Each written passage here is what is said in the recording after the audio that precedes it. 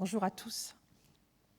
Mesdames, si vous étiez mes patientes et que vous exprimiez dans mon cabinet tel que vous vous êtes exprimé, je vous dirais d'abord, premièrement, vous avez raison de vous inquiéter. Bon, 90 ans, des petits problèmes, 78 ans, un fils qui ne va pas très bien. Donc, je dirais, c'est bien. Vous vous inquiétez, c'est une bonne chose. Mais je vous dirais, deuxièmement, que des solutions existent. Donc ça, on en discutera tout à l'heure. Et puis, troisièmement, je vous dirais bravo. Bravo parce que la plupart du temps, dans votre situation, on ne prévoit pas, on n'anticipe pas, et puis que finalement, on va tout droit vers les problèmes, et que finalement, c'est des tierces personnes qui doivent gérer ces problèmes. Alors, je m'étais posé la question d'évoquer finalement quelles sont les raisons qui poussent à se faire aider, à anticiper. Mais finalement, en y réfléchissant, je me suis dit que la question la plus importante, c'était en fait, pourquoi est-ce qu'on ne prévoit pas, pourquoi est-ce qu'on n'anticipe pas?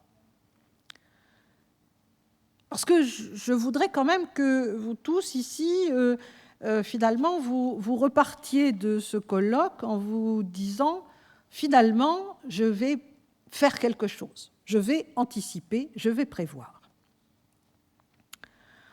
Alors, pourquoi est-ce qu'on ne prévoit pas? Pourquoi est-ce qu'on n'anticipe pas? Alors, les raisons sont quand même multiples, elles sont variées, elles sont individuelles et elles sont de divers ordres. Je pense qu'une des raisons les mieux partagées, c'est la négligence. On y pense, comme ces dames qui se disent « bah oui, qu'est-ce qui va se passer ?» Enfin bon, on y pense, on s'en inquiète, mais finalement, on ne fait rien, on fera demain, voilà. Et puis finalement, on fait autre chose demain. Je dirais que la procrastination est un des symptômes fort partagés, fort répandus. La procrastination, c'est le fait de remettre systématiquement à demain ce qu'on doit faire aujourd'hui. Bon. Donc, la négligence, c'est quand même un petit peu bête d'aller au-devant de gros ennuis simplement parce qu'on est négligent. Alors, il y en a qui parlent de phobie administrative. On a eu un ministre qui était un phobique administratif. Bon, moi, j'appelle ça la négligence. Deuxième raison pour laquelle on ne fait pas grand-chose, c'est que tout va bien et on ne va pas penser au pire. Alors, quand même, anticiper la maladie ne provoque pas la maladie. Ça serait bien le contraire. Quand on peut penser à se faire dépister, on est là au mois d'octobre, c'est le mois d'octobre rose, et j'entendais à la radio qu'en 2022, moins d'une femme sur deux qui est en âge de se faire dépister du cancer du sein ne l'a pas fait. C'est quand même très dommage. C'est pas parce qu'on va bien et qu'on a l'impression qu'on n'a pas de petites boules ni de rien qui est d'inquiétant. C'est très important de se faire dépister. Bon, donc au contraire, ça permettra, au cas où il y a quelque chose, de pouvoir être soigné rapidement et efficacement. Donc anticiper la maladie, ça la fait pas venir. C'est pas en imaginant qu'on peut avoir un accident de la circulation, un accident de santé, qu'on va le provoquer. C'est plutôt le contraire. Mais inconsciemment, la pensée magique est quand même souvent la plus forte par rapport à la raison. Donc, tout va bien, on ne va pas penser au pire, est un mauvais raisonnement. Et je pense que c'est important de se décider à faire quelque chose. Une troisième raison, c'est qu'on pense que c'est très compliqué. On se dit, oh là là, va falloir faire des démarches, va falloir voir les assistantes sociales, va falloir voir le juge, va falloir, oh là là, ça va être très très compliqué. Alors effectivement, il y a des petites démarches, je pense qu'on vous en parlera tout à l'heure. Ce n'est pas si compliqué et des professionnels près de chez vous sont là pour vous aider. Je pense notamment les assistantes sociales qui sont partout dans le secteur du département. Donc, vous pouvez tout à fait être aidé par ces personnes. Les notaires, les avocats, peuvent vous aider dans ces démarches d'anticipation. Alors, il y a des difficultés d'ordre psychologique. Dans ces raisons psychologiques, une qui est importante, c'est qu'on a envie de garder la maîtrise de ses affaires, la maîtrise de ses sous. Anticiper, on le verra, ça ne suppose pas de perdre la maîtrise de ses affaires, les maîtrises de son argent. Il y a aujourd'hui des mesures législatives qui permettent de garder totalement la maîtrise tout en anticipant pour le jour où on aura des problèmes. Autre cause aussi, dans ces temps complotistes actuellement, c'est la peur de se faire avoir. La peur de se faire avoir, c'est comme la procrastination, c'est très répandu. On a peur de se faire avoir parce que si on entre dans ces démarches d'anticipation, finalement, on ne sait pas bien à qui on a affaire. Finalement, ça va peut-être nous coûter de l'argent, peut-être qu'on va être spolié et qu'on va beaucoup y perdre. Vous verrez, c'est faux. Et puis, deux autres points qui sont quand même assez compliqués par rapport à sa famille, par rapport à ses proches. C'est tout d'abord que c'est difficile de parler de ça avec ses proches. Et quand je dis ça, c'est presque ça avec un grand C.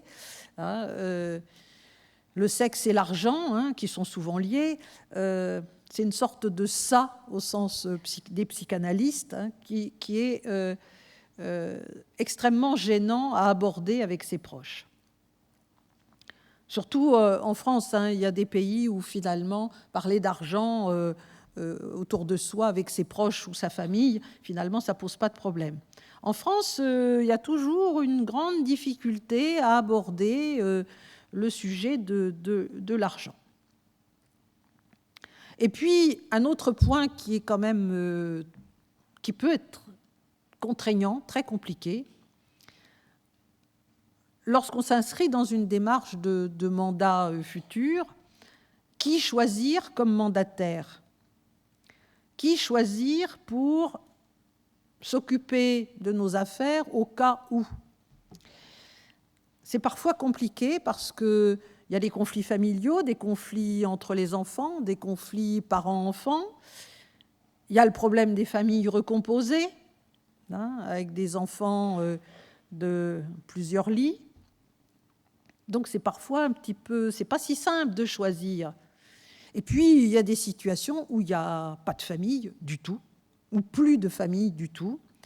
Donc l'absence de proches peut être un obstacle à faire cette démarche d'anticipation. Alors finalement, toutes ces raisons, la négligence, l'idée que ça va faire venir les problèmes, la complication, la peur de perdre la maîtrise, la peur de se faire avoir, les difficultés de parler de ça avec les proches et puis de choisir. Finalement, toutes ces raisons, elles sont nombreuses. Et lorsqu'on les regarde de près, chacune, finalement, elles ne constituent pas véritablement un obstacle sérieux à franchir. La négligence, écoutez, je pense qu'il faut faire un petit effort, quoi, quand même. Hein. Bon, c'est bon. Imaginez que le pire va arriver. Je pense qu'on peut, là aussi, peut-être se faire une raison et arrêter d'avoir une pensée magique. C'est compliqué, on voit un professionnel. Et puis les autres difficultés d'ordre psychologique, je pense que on peut toujours trouver une personne avec qui on va pouvoir parler de ça et aborder ce problème. Alors pourtant, c'est très utile de se faire aider et d'anticiper.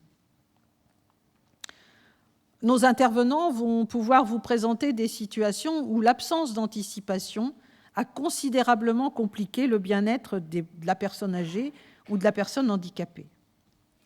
Par exemple, personne vulnérable qui a été spoliée, maltraitée, une personne dont l'état de santé s'est très altéré du fait d'une perte d'autonomie psychique, une personne sans solution pour son hébergement, je dirais entre guillemets, et d'une manière que je ne veux pas péjorative, stagnante dans un lit d'hôpital. Je pense que pour toutes ces raisons, il est vraiment important d'anticiper, de se faire aider et de surmonter ces obstacles pour pouvoir éviter les grandes difficultés pour les proches ou pour soi-même. Je vais donc passer la parole à... Qui est-ce qui commence le GEDIF hein non, Karine. Donc je passe la parole à Madame Karine Péchard, qui est directrice du dispositif d'appui à la coordination du département du Cher, qui va concrètement vous montrer les grandes difficultés lorsqu'on n'a pas anticipé, hein, quelle que soit la raison pour laquelle on n'a pas anticipé. Donc, je vous remercie de l'écouter.